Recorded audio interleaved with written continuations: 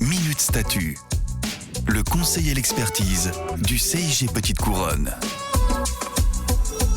Bonjour à tous, nous nous retrouvons aujourd'hui pour ce deuxième épisode de Minute Statut. Ce mois-ci, nous allons faire un point sur l'actualité statutaire territoriale. Nous aborderons notamment la prochaine entrée en vigueur du Code de la fonction publique, une jurisprudence éclairante et en fin de podcast, des textes à paraître prochainement. Et à la une, cette date clé pour ce début d'année, le 1er mars 2022, qui marquera l'entrée en vigueur du nouveau Code de la fonction publique.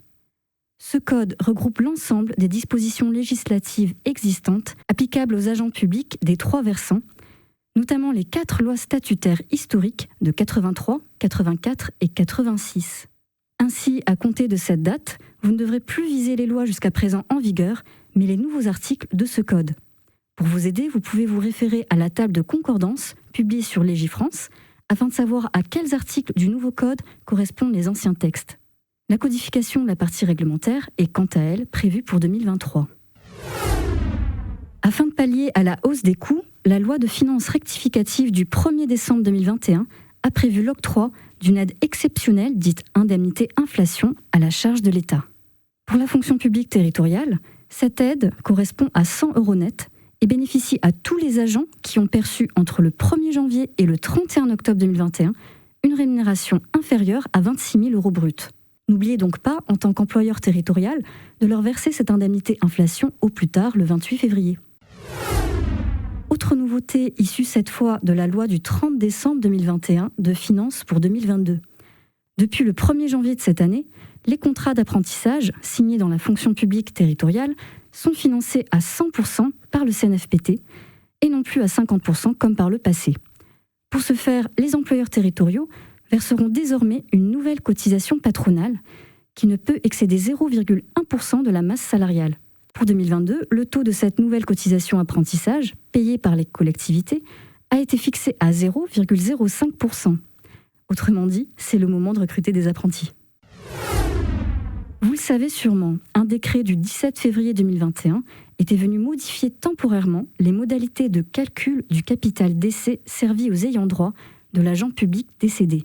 Eh bien, un nouveau décret daté, lui, du 27 décembre 2021 est venu prolonger et pérenniser ces modalités de calcul dérogatoire du capital décès.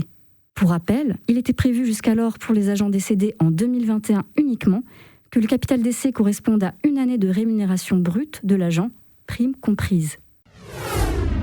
Allons faire un tour à présent du côté de la jurisprudence. Peut-on maintenir le versement de l'IFSE pour les agents en congé longue maladie et congé longue durée ? Eh bien non. S'il existait jusqu'à présent des jurisprudences contradictoires sur le sujet, le Conseil d'État a finalement tranché cette question dans un arrêt du 22 novembre 2021. Le Conseil d'État vient en effet confirmer l'illégalité de la délibération qui permettrait aux agents en CLM et CLD de bénéficier de l'IFSE. Pourquoi cette interprétation ? Eh bien parce que les agents de la fonction publique d'État, placés dans la même situation, n'y ont pas droit. Cela contreviendrait donc au principe de parité entre les fonctions publiques. L'occasion de faire le tour de vos délibérations pour vérifier ce qu'il en est dans votre collectivité.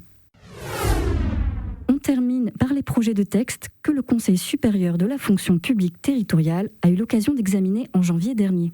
3 projets de décret portaient sur le cadre d'emploi des conservateurs de patrimoine, et notamment sur la revalorisation de leur carrière, leur échelonnement indiciaire et la modification des modalités d'organisation de leur concours.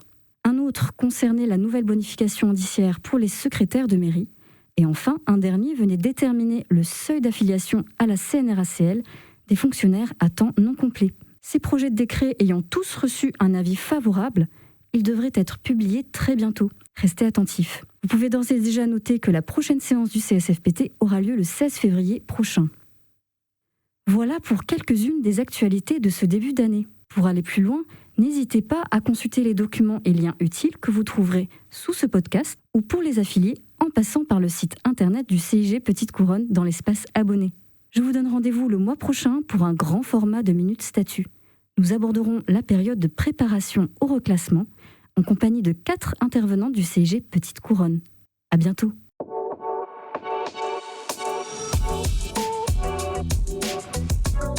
de statut. Le conseil et l'expertise du CIG Petite Couronne.